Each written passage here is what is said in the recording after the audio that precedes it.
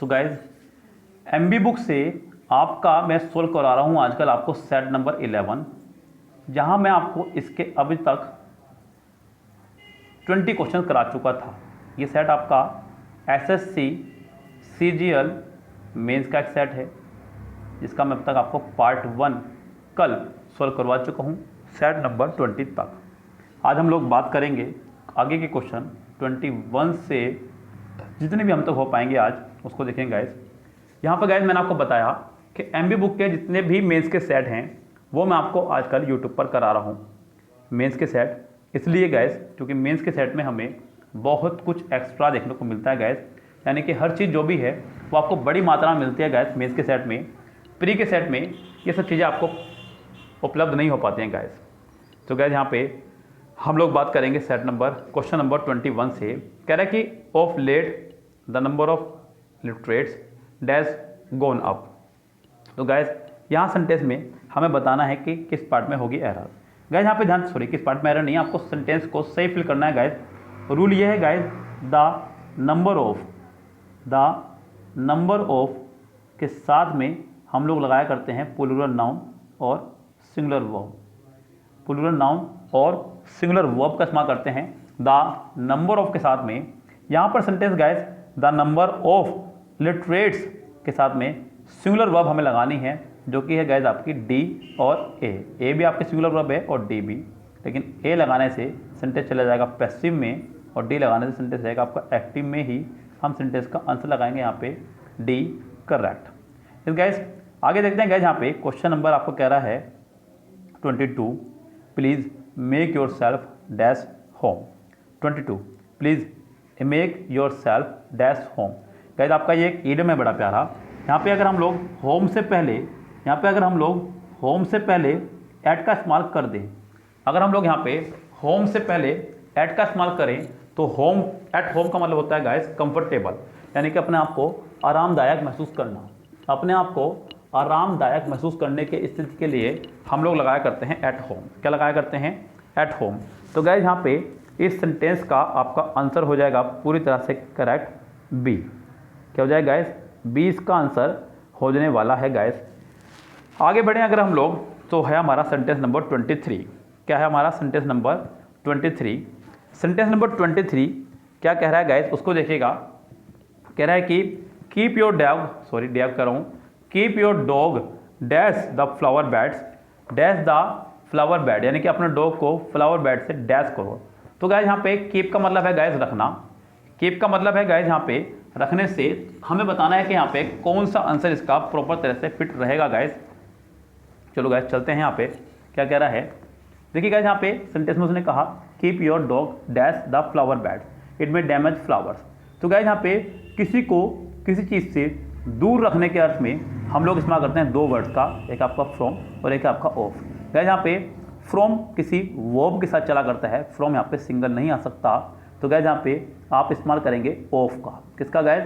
Of का। तो यहाँ पे ऑफ का मतलब भी दूर से ही है। Keep your dog of the flower beds it में डैमेज द फ्लावर्स, यानी कि इस सेंटेंस का आंसर आपका हो जाएगा डी करेक्ट। इस गाइज सेंटेंस नंबर 24 क्या कह रहा है गाइज उसको देखिएगा। कह रहा है कि the brave youth immediately jumped dash the river to save the drowning child. Guys आपको बताया गया था प्रिपरेशन लेक्चर के दौरान जो मैंने पेड ग्रुप में पढ़ाया है, जंप के साथ में हम लोग प्रिपोजिशन इनटू का इस्तेमाल किया करते हैं गाइज, क्योंकि बात जब हो मोशन की तो हम लोग इस्तेमाल करते हैं इनटू का। किसका इस्तेमाल करते हैं? इनटू का। तो गाइज यहाँ पे आपका इस सेंटेंस का आंसर हो जाएगा बी करेक्ट। आगे बढ़े अगर गाइज हम लोग sentence number 25 we can make no progress if we continue working dash these condition.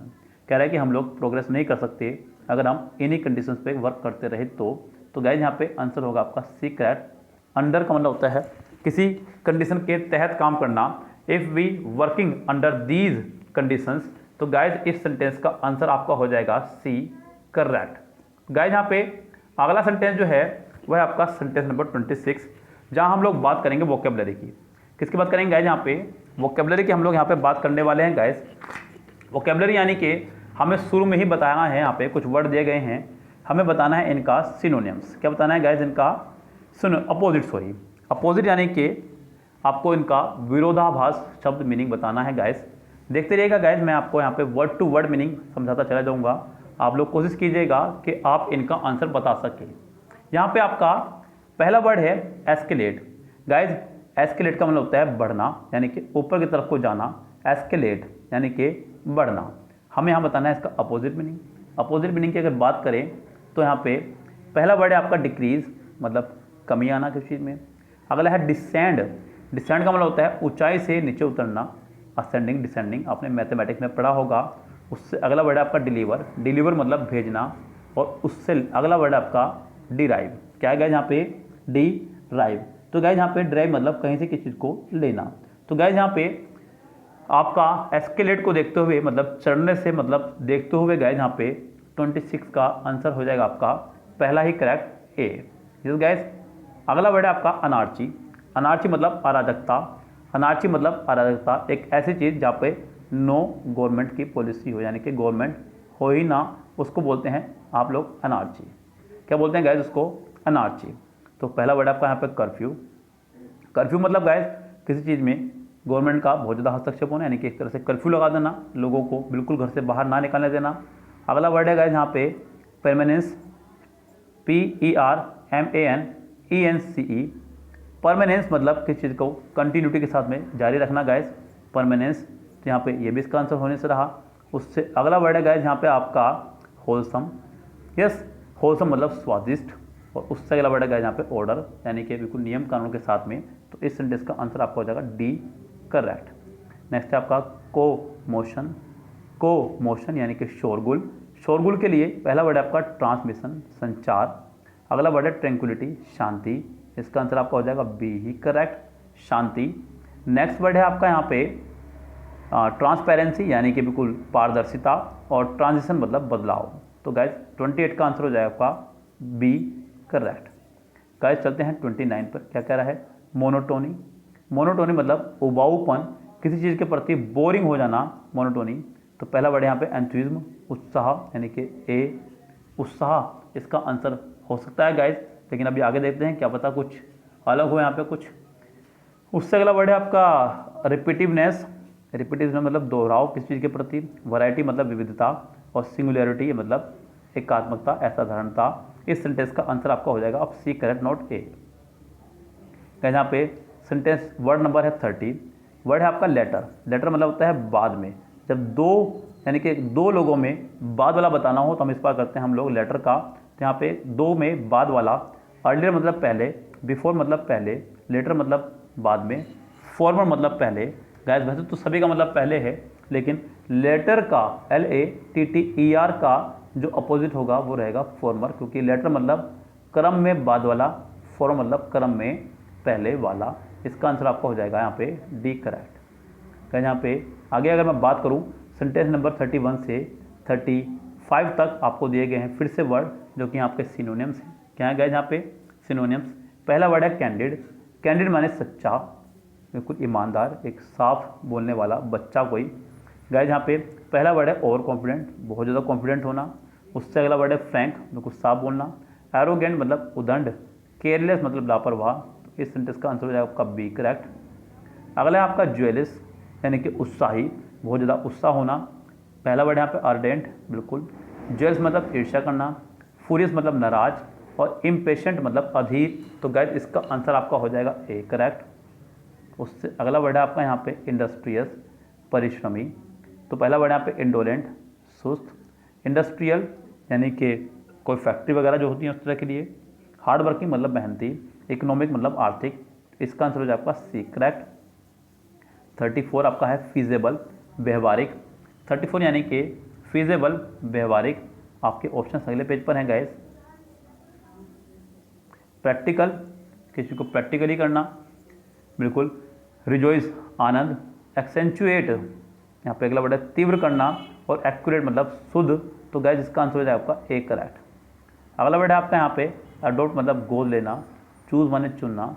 Apply मतलब किसी चीज़ के लिए अप्लाई करना।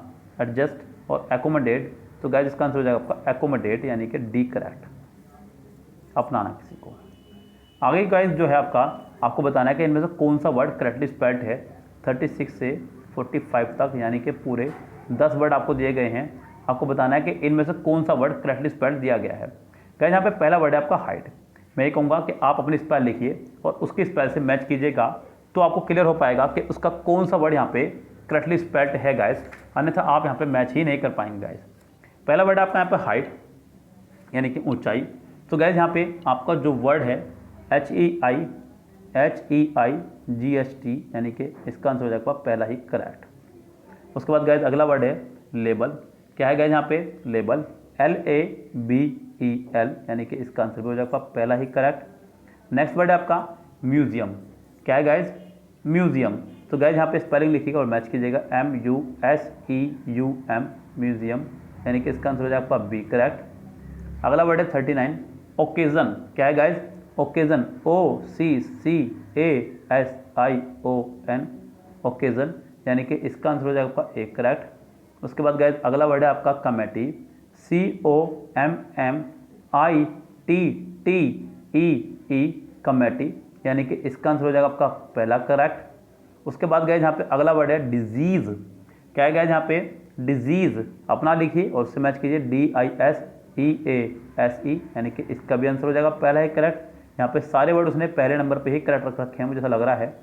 उससे अगला वर्ड है आपका ट्रैवलर TRAVELLER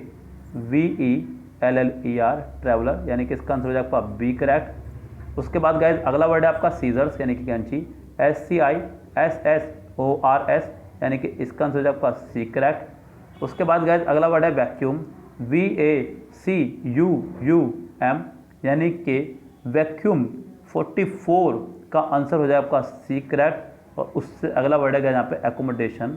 एकोमोडेशन मतलब अपनाना ACCOMMODATION एकोमोडेशन यानी कि इसका आंसर आपका हो जाएगा ए करेक्ट। तो गाइस यहाँ पे अब हम चलते हैं अगले पोर्शन पे जो कि है आपका 46 से 55 तक, जो कि हैं आपके इडियम्स। गाइस क्या हैं आपके ये इडियम्स यानी कि मुहावरे। तो गाइस यहाँ पे 46 से 55 तक हम लोग पढ़ेंगे इडियम्स को। क्या मीनिंग कह रहा है गाइस, आपको सिर्फ मीनिंग देखना है, अपने आंसर का जवाब देना है और कुछ नहीं करना है। पहला है आपका इडियम वाइट एलिफेंट यानी कि बहुत कीमती मगर बेकार की वस्तु। बहुत कीमती मगर बेकार वस्तु, इसका आंसर हो जाएगा आपका B correct costly and useless possession. अगला वर्ड है गाइस आपका यहाँ पे once in a blue moon यानी कि कभी कभार। कभी कभार यानी कि बहुत ही कम, ना के बराबर यानी कि रेयरली, इसका आंसर आपका हो जाएगा सी करेक्ट। उससे अगला जो इडियम है गाइस वह है आपका पुट ऑफ 48 पुट ऑफ यानी कि टालना। तो गाइस इसका आंसर हो जाएगा आपका पोस्टपोन। गाइस क्या हो जाएगा पोस्टपोन यानी कि टालना। अगला वर्ड है सेट फोर्थ 49 सेट फोर्थ यानी कि अपनी स्थिति को बनाए रखना। तो इसका आंसर हो जाएगा आपका A correct stated. Next word है गाइस आपका यहाँ पे फॉर अ सॉन्ग यानी कि कोडियों के भाव, बिल्कुल बहुत ही कम कीमत पर। फॉर अ सॉन्ग बहुत ही ना के बराबर बोल सकते हैं। कोडियों के भाव वेरी चीपली, इसका आंसर हो जाएगा आपका ए करेक्ट। अगला वर्ड है guys give up. Give up मतलब त्याग देना। गिव अप मतलब त्याग देना, रुक जाना, अपने आप को समर्पण कर देना गाइस। तो इसका आंसर आपका हो जाएगा यहाँ पे स्टॉप्ड यानी कि डी करेक्ट। अगला वर्ड है get his point across.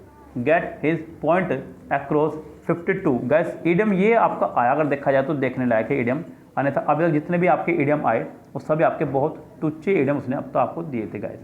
52 get his point across यानी कि किसी को समझाना। मेक समवन या फिर मेक समबडी अंडरस्टैंड। तो गाइस यहाँ पे देखते हैं ऑप्शन हमारे पास क्या हैं, यानी कि give them a lesson, insist on, make them understand. तो गाइस इसका आंसर हो जाएगा आपका सी करेक्ट।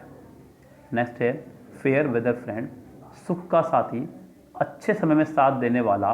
तो guys friend who face difficulty calmly, favourable friends, friends who desert you in difficulties, reliable friends. So guys 53 का answer आपका हो जाएगा सी करेक्ट। नेक्स्ट है गाइस यहाँ पे इन्स एंड आउट्स यानी कि पक्ष और विपक्ष में, यानी कि इसका आंसर हो जाएगा आपका इन्स एंड आउट्स यानी कि पूरी तरह से डिटेल के साथ में गाइस। वो प्रोस एंड कॉन्स था जो मुझे याद आ गया गलती से गाइस। तो यहाँ पे इसका आंसर हो जाएगा B correct, complete details. Next है आपका make good the loss 55, last video में यानी कि किसी चीज़ का हर्जाना देना, तो कंपनसेट फॉर द लॉस यानी कि इसका आंसर हो जाएगा आपका सी करेक्ट। यहाँ गाइस अगर मैं बात करूँ आगे की, तो आगे जो पोर्शन है हमारा वो है हमारा 56 से 75 तक, यानी कि कुल मिलाकर के 20 PQRS दिए गए हैं गाइस। तो 20 PQRS एक वीडियो में कराना तो असंभव बात है गाइस। मैं आपको कुछ PQRS यहाँ पे कराने की कोशिश करूँगा और कुछ आप यहाँ पे खुद से करने की कोशिश करना। यस गाइस, तो यहाँ पे 56, यहाँ पे गाइस 56 कह रहा है कि even though the movie Avatar at the box office is be doing wonders, some depict the movie as being racist. Guys यहाँ पे हमें बताना है कि सेंटेंस किस से शुरू होगा। गाइस यहाँ पे सबसे पहले आपको सेंटेंस का पहला पोर्शन ढूंढना है। सेंटेंस में अभी तक आया है इवन दो, यानी कि सेंटेंस में अभी तक सब्जेक्ट भी नहीं आया है। आपको सबसे पहले सेंटेंस में सब्जेक्ट ही ढूंढना होगा गाइस। सबसे पहले आप सेंटेंस में ढूंढिए सब्जेक्ट, क्या कह रहा है सब्जेक्ट में आपको यहाँ पे। तो यहाँ पे गाइस सब्जेक्ट हो जाएगा आपका द मूवी, द मूवी। उसके बाद में कोई और सब्जेक्ट माना जाएगा, वह मानी जाएगी, क्योंकि एट वाला पार्ट सब्जेक्ट नहीं हो सकता, इज वाला पार्ट सब्जेक्ट नहीं हो सकता, सम डिपिक्ट आपका सब्जेक्ट नहीं हो सकता। यानी कि सेंटेंस में सब्जेक्ट हो गया आपका पी। क्या हो गया आपका पी, यानी कि कन्फर्म है कि सेंटेंस शुरू होगा हमारा पी से, और पी सिर्फ हमारा एक में ही है, यानी कि इसका आंसर हो जाएगा आपका बी करेक्ट। उसके बाद गाइस यहाँ पे सेंटेंस है 57, क्या कह रहा है, कह रहा है कि the dollar has been dash. अब यहाँ पे अगर मैं बात करूँ सिर्फ हेल्पिंग वर्ब का उसने इस्तेमाल किया है, जो कि आपका हैज़ बीन, क्या है गाइस हैज़ बीन। अभी तक यहाँ पे मेन वर्ब का उसने इस्तेमाल नहीं किया है गाइस। तो मेन वर्ब कौन सी है यहाँ पे, उसको ढूंढेगा यहाँ पे 57 में, या फिर मेन वर्ब की ज़रूरत है भी या नहीं, ये भी देखिएगा यहाँ पे। The dollar has been weak for months, यानी कि क्यों से सेंटेंस बन सकता है गाइस।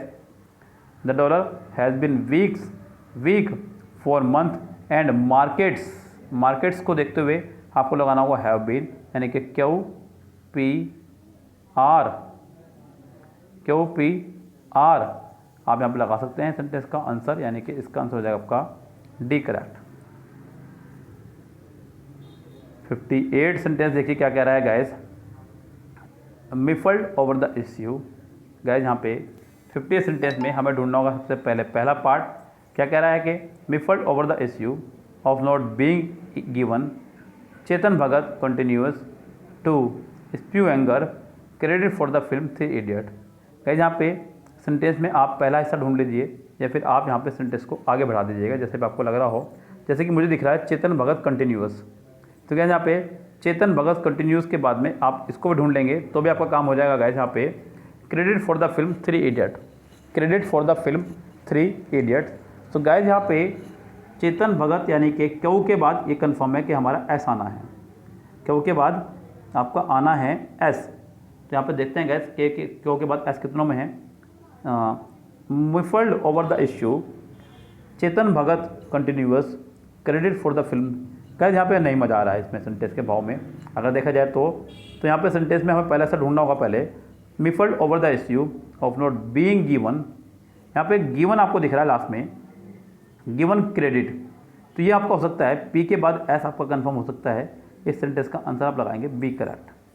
सेंटेंस नंबर 59 क्या कह रहा है उसको देखिएगा गाइस। यहाँ पर कह रहा है कि the developer of dash. Guys यहाँ पे द डेवलपर ऑफ, डेवलपर है कहीं का किसी चीज़ का, आपको उसको बताना है गाइस यहाँ पे। तो 59 में हमें देखना है कि ऑफ के बाद यहाँ पे कौन सा सेंटेंस यहाँ पे प्रॉपर रहेगा गाइस। गाइस यहाँ पे the developer of the dash leading real estate, one of the is एमा प्रॉपर्टीज या द बुर्ज दुबई। तो गाइस यहाँ पे सेंटेंस बनेगा आपका द बुर्ज दुबई, यानी कि एस से, और एस आपका है सिर्फ एक में ही। इस सेंटेंस का आंसर हो जाएगा सी करेक्ट। सो गाइस आगे के पार्ट के लिए आपसे मिलते हैं नेक्स्ट वीडियो में। फिलहाल गाइस आज के लिए इतना ही। Goodbye, have a nice day.